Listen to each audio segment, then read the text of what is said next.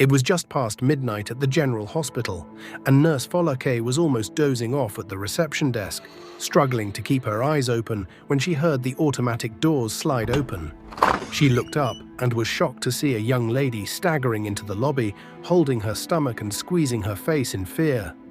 Nurse Folklore's eyes widened. She jumped to her feet and rushed towards her. "Please," the young lady breathed as she leaned heavily against the wall, "help me." Nurse Folklore rushed forward, gently guiding her to a chair. "Miss, are you all right?" "What happened?" The lady tried to catch her breath. "Please, get the doctor," she managed to say. As her voice shook, "It is better seen than explained." Nurse Folklore exchanged a worried glance with another nurse who had just come over after hearing the noise. Without wasting a moment, she picked up the phone and called Dr. Grace, the doctor on duty that night. Dr. Grace was in her office, going through some patient files when the call came in. She had always been calm under pressure, known for her steady hands and clear mind, even in emergencies. But there was something in Nurse Folklore's voice that hinted at urgency, and it made Dr. Grace's heart race. "A patient just came in. She looked very distressed. She is insisting you come immediately," Nurse Folklore said.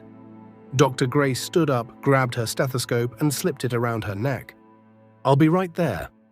Moments later, Dr. Grace entered the lobby, and she saw the young lady who was now seated with her hands on her head, looking exhausted and afraid. Dr. Grace approached her. "Hello, I'm Dr. Grace. Can you tell me what happened?" The lady looked up helplessly. "Please, I can't explain it. You just need to see it first," she whispered. "Please hurry." Dr. Grace could see the terror in her eyes. She nodded quickly, helping the young lady to stand up. "All right, let's just get you to the examination room." In the examination room, Dr. Grace gently guided the woman to lie down on the examination table. She noticed the lady was shaking as her fingers gripped the edge of the table so tightly that her knuckles turned white. "Take a deep breath," Dr. Grace said softly. "Can you tell me your name?" "Melissa. My name is Melissa," the lady said. Dr. Grace nodded, trying to ease her anxiety. "Melissa, I am going to do a quick examination to understand what is causing you so much pain. Can you tell me where it hurts?" Melissa's face shifted downward, and she hesitated before finally pointing towards her lower stomach. "It is down there," she mumbled with embarrassment and fear. "Please, just take a look." Dr. Grace's expression remained calm and gentle as she prepared to begin the examination. But as Melissa opened her legs, Dr. Grace stepped back, horrified. She had not expected what she saw and so was not prepared for it. "Oh my God," she mumbled, unable to believe what she was seeing. There were tiny white maggots squirming and crawling within Melissa's most sensitive area, a sight so horrible and unnatural that Dr. Grace felt a chill crawl down her spine. Melissa's face squeezed as she began to sob, grabbing the doctor's hand. "Please, doctor, help me. I don't know what is happening. I don't want to die." Dr. Grace took a deep breath, forcing herself to regain her composure. She had seen countless cases of infections and illnesses, but this was unlike anything she had seen before. "Melissa, I am going to do everything I can to help, but I need you to be strong, right?" Melissa nodded through her tears, and Dr. Grace set to work. She carefully gave her an injection to help ease Melissa's pain, and then she began to clean the affected area. As she worked, questions filled her mind, questions that had no immediate answers. Once Dr. Grace had done what she could to stabilize Melissa, she sat down across from her, trying to piece together what she had just witnessed. "Melissa, this is a very unusual condition," she began carefully. "I have given you something to help manage the pain, and I have cleaned the area, but I need to know more about your medical history. When did you first notice anything unusual?" Melissa wiped her tears away, trying to gather herself. "It started about 5 days ago. I noticed a strange smell, and I felt uncomfortable. I tried cleaning myself, but it did not help. The maggots just kept increasing even after cleaning. It just got worse." Dr. Grace listened, nodding as her mind raced with possibilities. "Did you change anything recently? Any new medications, different foods or toiletries?" Melissa answered, "No, not really." "You mentioned you're a student. Do you stay in the hostel? Probably you got this from shared toilets." But Melissa shook her head, saying that she stayed alone in a small room and she was very particular with her hygiene. Dr. Grace then asked with a low voice, "Are you sexually active?" Melissa paused for a while before nodding. Dr. Grace then asked, "I need to know when last you met with a man. Maybe it could help." Melissa was embarrassed, but then she replied, "Well, I was with someone, my boyfriend, Marcus. We were together about a week ago." Dr. Grace noted the information, sensing that Melissa's condition might be connected to her meeting with Marcus because there was something off, something that didn't fit into any medical category Dr. Grace had seen before. "1 week ago, and you noticed this 5 days ago. That was after you met with him. Melissa, I want to help you, but I need as much information as you can give me. Has anything else changed in your life recently? Maybe in your relationship? Anything that might have brought this on?" Melissa's face grew troubled and she took a deep breath. "That should be Marcus. He changed. He was always kind, always supportive. But recently, he started spending time with different people. Weird friends, men who seemed to have everything. He started acting strange and I can't even recognize him now." Dr. Grace frowned, thinking through Melissa's words. "Have you noticed anything unusual about Marcus? Anything that might suggest maybe something out of the ordinary?" Melissa looked away sadly. "Nothing unusual, except from the fact that he would always talk about wanting more from life and wanting to leave poverty behind. But I never saw him do anything out of the ordinary. He was just trying to belong. Nothing more." Dr. Grace's instincts were telling her that there was more to the story. She was well aware of some supernatural beliefs and stories of people making dark sacrifices to gain wealth and power. The idea seemed far-fetched, but after what she had seen, she couldn't dismiss it entirely. After stabilizing Melissa the next morning, Dr. Grace decided to consult with a specialist for a second opinion. She approached Dr. Chukwudi, the hospital's senior gynecologist, known for his expertise in handling rare and complex cases. As she sat in Dr. Chukwudi's office, Dr. Grace recounted the event, describing Melissa's condition in detail. "I have never seen anything like it," she concluded. "It is almost as if something mystical is happening there." Dr. Chukwudi's brow furrowed as he listened. He had seen unusual cases over the years, but this was new to him. "This sounds disturbing," he admitted, "and if I'm being honest, it reminds me of something I have only heard about casually. There are stories of people suffering strange afflictions due to spiritual manipulation." Dr. Grace felt a shiver run down her spine. "Are you saying this might be supernatural?" Dr. Chukwudi nodded slowly. "It is a possibility. There are cases where people are targeted by dark forces, often through those closest to them." Melissa mentioned her boyfriend. "It might be worth finding out whether he's involved in something beyond the ordinary." Dr. Grace was bewildered. She had always approached her work with a scientific mind, but now, faced with a situation that defied explanation, she was willing to consider any possibility. Dr. Grace returned to Melissa's room and sat beside her, filled with sympathy and gentleness. "Melissa, I need you to be completely honest with me. I am going to do everything in my power to help you, but I need to understand everything about your relationship with Marcus. This is important." Melissa looked down, and a fresh teardrop slipped down her cheek as she prepared to share a part of her life she had never thought would be exposed. "I met Marcus last year. We were both struggling. He came from a background like mine, poor but with dreams of something more. We had so much in common, and for a long time I felt like he was the one person who truly understood what I was going through." Dr. Grace nodded, encouraging her to continue. "And things changed?" Melissa continued, "Yes. About 3 months ago, Marcus started spending time with some new friends. At first, I was happy for him. They were wealthy, successful people with power, or at least that was how they appeared. But something about them did not feel right." "What do you mean?" Dr. Grace asked as her curiosity grew. Melissa's voice grew softer. There was one night I remember. He came back home late, acting strange. His eyes looked different, cold, almost as if he was someone else. He spoke about wanting to escape poverty, saying he was tired of waiting endlessly. He said he would do whatever it took to be rich. Did he tell you what that whatever it took might be? Dr. Grace asked gently. Melissa shook her head. No, he was vague, but I could see it in his eyes. He was serious. He wouldn't listen when I asked him to be careful and to remember that not everything that glitters is gold. Dr. Grace nodded suspiciously.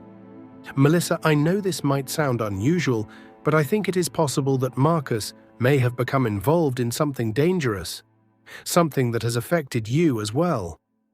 I want to help you find answers, and there is one way we might do that. Melissa looked up curiously. What do you mean? Dr. Grace took a deep breath. I think we should try to contact Marcus. I want you to call him, and while we speak, I want you to pretend that everything is fine. Keep him calm, make him feel comfortable, and see if we can get him to reveal anything that might help us understand what is happening to you. Melissa's face went pale. You want me to confront him? Not directly, Dr. Grace clarified.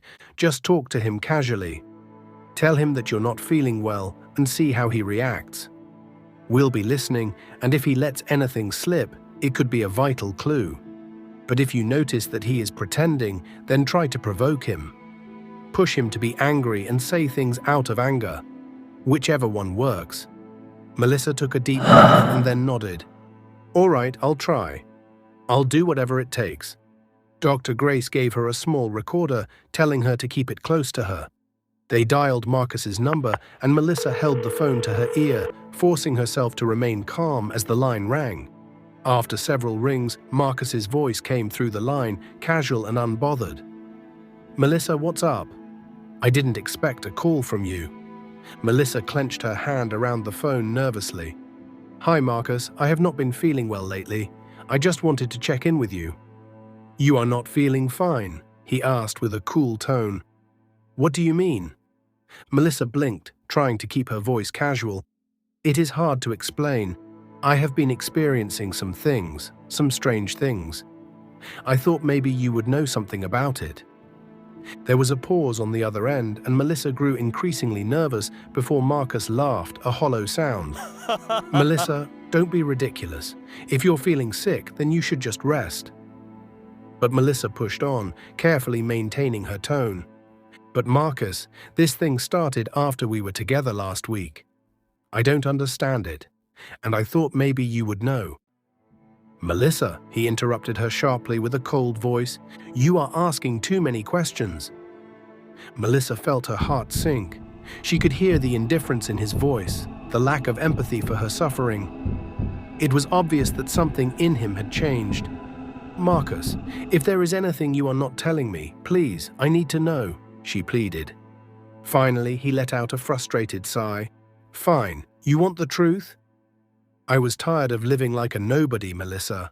I wanted more.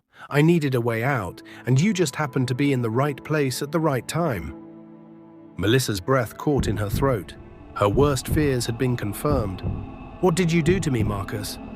A chuckle echoed through the phone, very cold and heartless. Nothing personal, Melissa. Let's just say you were useful. Some of us want more from life, so you were my sacrifice. Melissa's hands shook as she held the phone. She had thought she knew him. She had trusted him with her life, and now he had turned her into a pawn in his twisted game for wealth. Dr. Grace, who had been listening to the conversation, gave Melissa a reassuring nod, signaling that she had recorded everything. Melissa finally ended the call, still in shock of the betrayal. Dr. Grace was now convinced that Melissa's affliction was beyond the realm of physical medicine. She then decided to take Melissa to someone who could help her understand and hopefully reverse the dark forces that had trapped her. She took Melissa to her church to meet a pastor, Pastor Isaiah. As Melissa recounted her ordeal, Pastor Isaiah listened carefully, nodding as she spoke. Melissa, you are the victim of a ritual. What you are experiencing is the result of a dark spiritual exchange, something Marcus started without your knowledge. You have only 5 days to live because the sacrifice has been successful. But take heart, there is a way to break this." Melissa's eyes filled with tears. "Please, Pastor, I'll do anything. I just want to be free of this curse." Pastor Isaiah nodded. "There is hope, Melissa. God's power can overcome any darkness. I want you to begin by praying the Psalms from now on, especially at midnight when the power of prayer is strongest. Start with Psalms 35, Psalms 91, and Psalms 109. They are prayers of protection and deliverance." He then prayed for her before they returned to the hospital. That night, Melissa sat on the floor of her hospital room with a Bible on her lap. She opened Psalm 35 and started to pray with the words, "Contend, Lord, with those who contend with me. Fight against those who fight against me." The words echoed through the quiet room, filling the air with a strange, peaceful energy. She continued with Psalm 91, feeling a warmth cover her as she spoke the words of protection and faith. As the clock struck midnight, she finished with Psalm 109. She prayed fervently as her soul reached out for deliverance. Miraculously, days later, Melissa's condition began to improve. The maggots disappeared, and the pain lessened. Dr. Grace and Pastor Isaiah were astonished by the change, knowing that something supernatural had taken place. When she became stronger, Melissa, accompanied by Dr. Grace, went to the police with the recording of Marcus's confession. They filed a report, and the authorities immediately launched an investigation. When they arrived at Marcus's apartment, they found an eerie scene. Marcus had lost his mind. He was sitting outside looking confused, with torn clothes, talking incoherently. It was as if the darkness he had unleashed had turned back on him, consuming him from within. The officers quickly restrained him and took him away. Days later, Melissa was discharged from the hospital, and just before she left, she went to Dr. Grace's office. "I don't know how to thank you, doctor. You saved my life in more ways than one." Dr. Grace smiled. "Melissa, I didn't do this alone. You were strong enough to face what happened and brave enough to trust us to help. You took the steps to break free." Melissa sighed, feeling a mixture of relief and gratitude. "I never thought I would survive, especially after realizing what Marcus had done to me.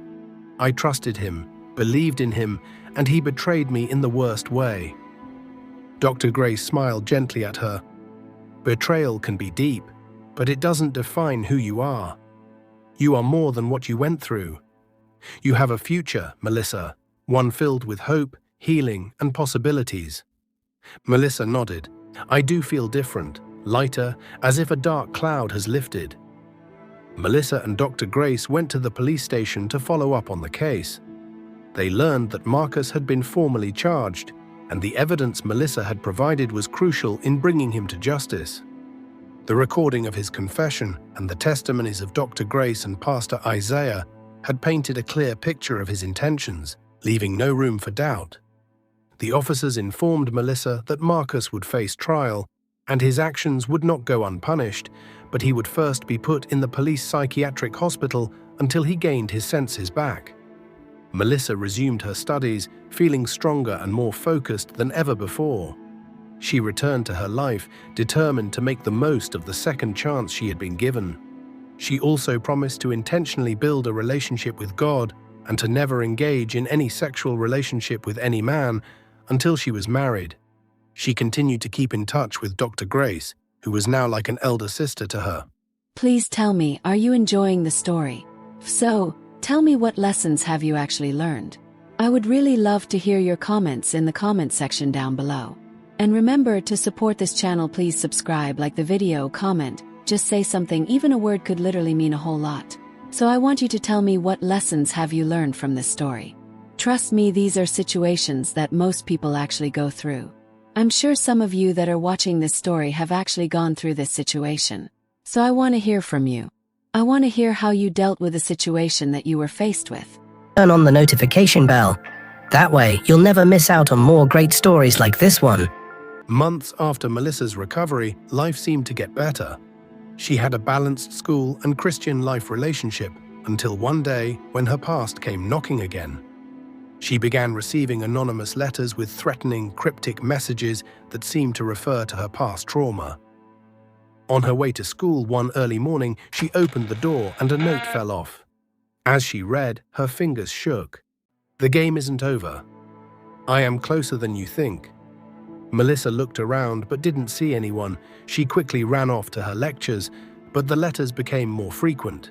They were more personal, containing details only Marcus or someone close to him would know. Melissa was scared, as she had the feeling of being watched. This continued, but the day she received a mysterious phone call with a voice whispering details of her past and hinting at the unfinished business was when she knew that the matter was very serious. She then contacted Dr. Grace, who was now her trusted confidant. After going through the messages and letters together, Dr. Grace suspected Marcus's involvement or someone from his cult.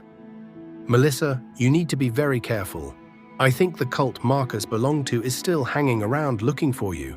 For all we know, we don't have full details of how deep he went, or the information he gave them about you.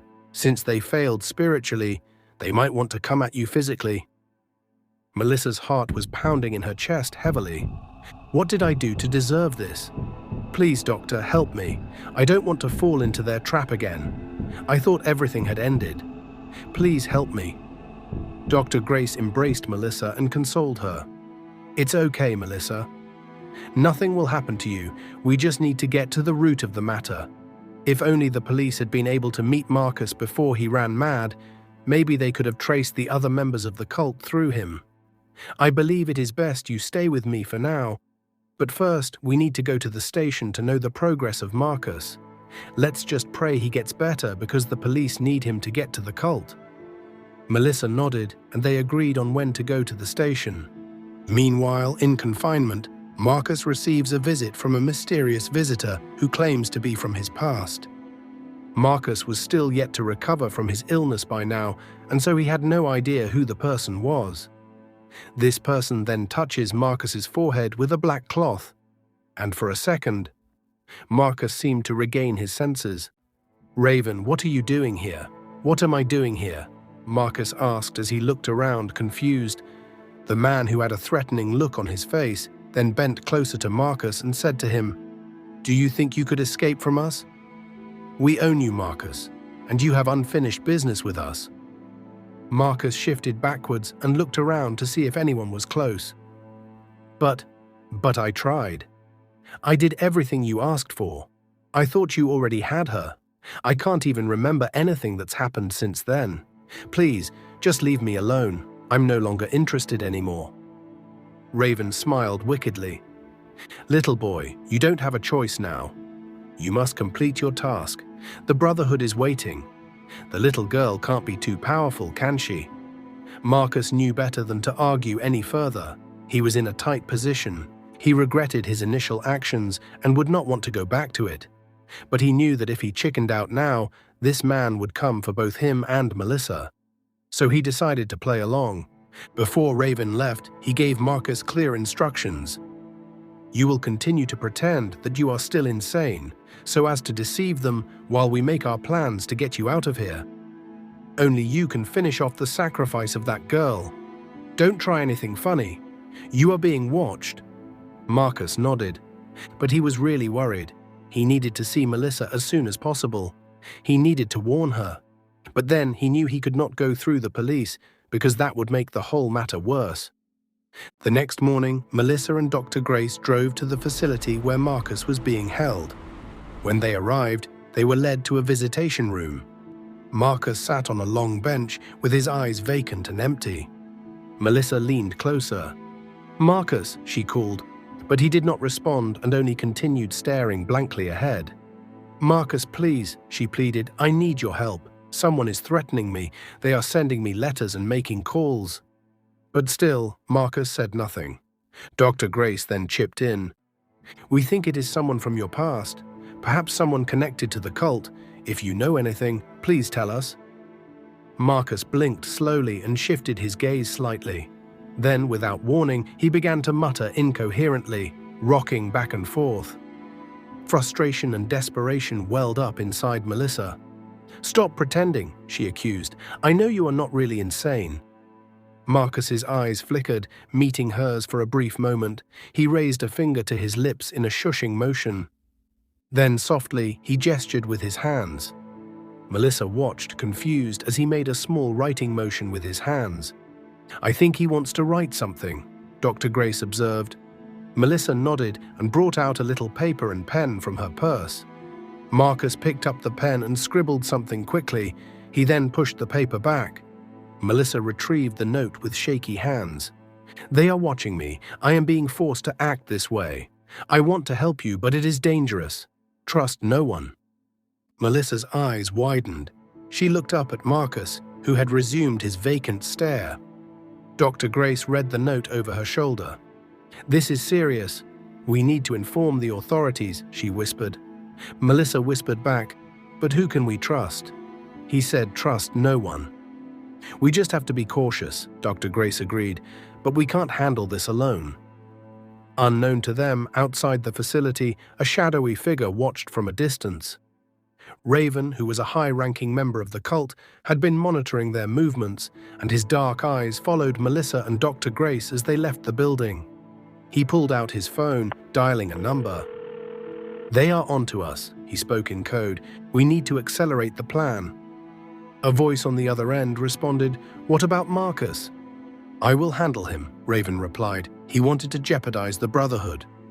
He ended the call, and a sinister smile crept across his face. The game was in motion, and he was very sure he would win. Back at Dr. Grace's home, they sat in the living room thinking. "We need to inform the police," Dr. Grace stated firmly. "But who?" Melissa questioned. "Marcus said not to trust anyone." Dr. Grace considered for a moment. "But we just need someone reliable. I have a contact, Detective James Carter. He is an old friend and one of the few people I trust completely." Melissa nodded slowly. "Okay, let's talk to him." That evening, Detective Carter joined them at the house. He was a tall man in his late 40s, with deep eyes and a no-nonsense character. "I have been briefed on the situation," he began, "and I assure you, we'll do everything in our power to protect you." Melissa studied him, searching for any sign of dishonesty. "How do we know we can trust you?" He met her gaze steadily. "You don't, but I give you my word. I have no patience for corruption or injustice. This cult has been on our radar for a while, but we have lacked sufficient evidence to take them down." Dr. Grace chimed in. "Marcus is willing to help, but he's under their watch. We need to find a way to communicate with him safely." Detective Carter nodded. "I can arrange that. In the meantime, Melissa, you will need protection. I will assign a security detail to you." "Thank you very much," Melissa said softly, feeling a little bit at ease. Meanwhile, Raven had his own plans. He met with an officer, Officer Reynolds, a policeman who seemed willing to cooperate with him. They sat in secluded booths at a dimly lit bar. "I need Marcus extracted," Raven stated bluntly. "Can you handle it?" Reynolds smirked. "For the right price, I can handle anything." Raven slid a thick envelope across the table. "This is half payment. You will get the rest when the job is done. Get him out quietly. No one can know." As they parted ways, Raven felt confident. With Marcus back under their control, they could proceed with their ultimate goal, the completion of the ritual involving Melissa.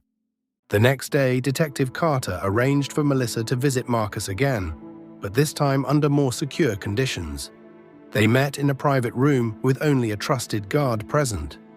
"Marcus," Melissa began, "we need your help. The cult is after me again. Please tell us what you know." Marcus leaned forward and whispered, "They are planning something big. Raven is orchestrating everything. They need me to complete the ritual, but this time it will be done physically. They want to take you out." Detective Carter then interjected, "Do you know where their hideout is?" Marcus nodded. "Yes, it is at an old warehouse on the outskirts of town.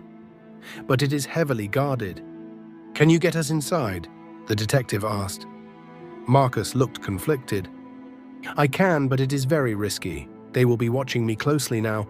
Melissa pleaded gently, "Please, Marcus, help us stop them." He looked at her remorsefully. "I will. I owe you that much." Unaware of the police involvement, Raven proceeded with his plan. Officer Reynolds arranged for Marcus to be transferred, making up paperwork and creating a cover story. On the day of the transfer, Marcus pretended to comply. As they exited the facility, he noticed a van parked nearby with Raven leaning against it. "Good work," Raven nodded at Reynolds. "Your payment will be wired to you." Reynolds smiled. "Pleasure doing business." Marcus climbed into the van with his mind racing. He knew the police were counting on him, but he needed to play his part convincingly too. That evening, Melissa sat in Dr. Grace's living room, surrounded by police officers and a detailed map spread across the coffee table. "Are you sure about this?" Dr. Grace asked out of concern. Melissa took a deep breath. "This is the only way to draw them out. If they think I am alone and vulnerable, they will make their move." Detective Carter nodded. "Our team will be in position too. We will monitor everything." "Just be careful," Dr. Grace begged. "I will," Melissa assured her, even though her hands shook slightly. They finalized the plan. Melissa would go to a public garden, pretending to be studying alone, but plainclothes officers would be stationed nearby, ready to step in. The sun cast long shadows as Melissa sat on a bench in the garden with an open textbook on her lap. She tried to steady her breathing, but her heart raced uncontrollably. She glanced around subtly, spotting Detective Carter disguised as a jogger and another officer posing as a gardener. Just then, a black van screeched to a halt at the garden's edge, and Raven emerged with his eyes locked onto her. "Showtime," Melissa whispered to herself. Raven approached swiftly. "Fancy seeing you here, little girl," he sneered at Melissa. Melissa looked up, pretending to be shocked. "Who are you? What do you want?" "Oh, I'm here for just a friendly chat," Raven replied, stepping closer, and just before she could react, two men grabbed her from behind. Melissa struggled, but a cloth was pressed over her mouth, and the sickly sweet scent overwhelmed her senses, knocking her out. Detective Carter signaled his team, "Moving," and they immediately went in pursuit after Raven and his men. Melissa awoke in a dimly lit room. She was tied to a chair, and her wrists ached from the tight ropes. She looked around and saw symbols painted on the walls, dark, aching markings that sent a shiver down her spine. "Welcome back," Raven's voice echoed as he entered the room. "We have been waiting for you." Melissa pleaded, "Please don't touch me. Let me go." And just then, Marcus appeared behind Raven. "Marcus," Melissa gasped, "what are you doing?" Marcus stepped forward. "I am sorry, Melissa. This is the only way. There is no escaping now." Melissa's eyes were filled with betrayal. "You lied to me, Marcus." Raven smirked. "Did you really think he would help you? He is one of us." They then led her to a central chamber where a ceremonial altar stood with candles flickering around it. The other cult members gathered, their faces hidden behind masks, and Raven began chanting in a language Melissa didn't recognize. Melissa closed her eyes shut as she couldn't bear to see the shiny, sharp knife in Raven's hands, which would be her end. But just as he approached her, Marcus suddenly lunged at Raven, knocking him off balance. "Now!" he shouted with all his strength, and at that moment, the doors burst open and the police stormed in. Chaos erupted. Officers moved swiftly, arresting the cult members. Raven fought back fiercely, his eyes wide with rage, but he was handcuffed by the policeman. "You traitor!" he screamed at Marcus. "You dare betray the Brotherhood?" Marcus squared his shoulders and faced him. "It is over, Raven. You won't hurt Melissa or anyone again." The cult members were rounded up, and their operations shut down. The evidence collected from the hideout linked them to numerous unsolved crimes that was enough to put them away for life. At the police station, Melissa had just finished writing her statement when Dr. Grace arrived and embraced her tightly. "I was so worried," she whispered. "I'm okay," Melissa reassured her, "thanks to Marcus and the police." Detective Carter approached them. "You did incredibly well, Melissa. Your bravery helped us take down a very dangerous group." Melissa smiled faintly. "I'm glad I could help. At least other girls won't have to fall into their trap. Marcus faced trial, but his cooperation and assistance in bringing down the cult worked in his favor, and so he was sentenced to only 1 year in prison with mandatory rehabilitation, while the other members of the cult got life imprisonment jail terms. But before being taken away, Marcus met with Melissa one last time. "I am so sorry for everything," he said earnestly. "I fully regret my actions." Melissa looked at him, seeing the remorse in his eyes. "I forgive you, and I hope you find peace." He smiled sadly. "Thank you. I hope you can too." With the ordeal behind her, Melissa could finally breathe fresh air. She moved back into her home without any fear of danger. Months later, Melissa attended a charity event hosted by the university for students aimed at supporting victims of trauma, and she was given the opportunity to mount the stage to share her story with the audience. "I stand here today, not as a victim, but as a survivor," she declared. "God has given us the strength to overcome the darkness in our lives, but we must also make the right decisions. If not, the consequences might be fatal, and not everyone could be lucky like me." After the event, Melissa mingled with fellow students, offering words of encouragement to them. A young woman approached her hesitantly. "Your story touched me," she said softly. "I have been through something similar." Melissa took her hands. "You are not alone. There is hope, and there is help." 1 year later, Melissa received a letter one evening from Marcus. "Dear Melissa, I wanted to let you know that I have completed my sentence and have been released. I am committed to making amends and using my experiences to help others avoid the path I took. Thank you for your forgiveness. It gave me the strength to change. Wishing you all the best, Marcus." Melissa folded the letter thoughtfully. People could change, she realized. Redemption was possible if only the person was willing. As she sat on the bed, watching the sunset paint the sky orange and pink, Melissa felt a profound sense of peace. The journey had led to the liberation of many. Thank you for watching the story. Kindly share your thoughts about the story with me in the comments section. Give the story a thumbs up also, and subscribe to this channel if you've not done so. Thank you and remain blessed.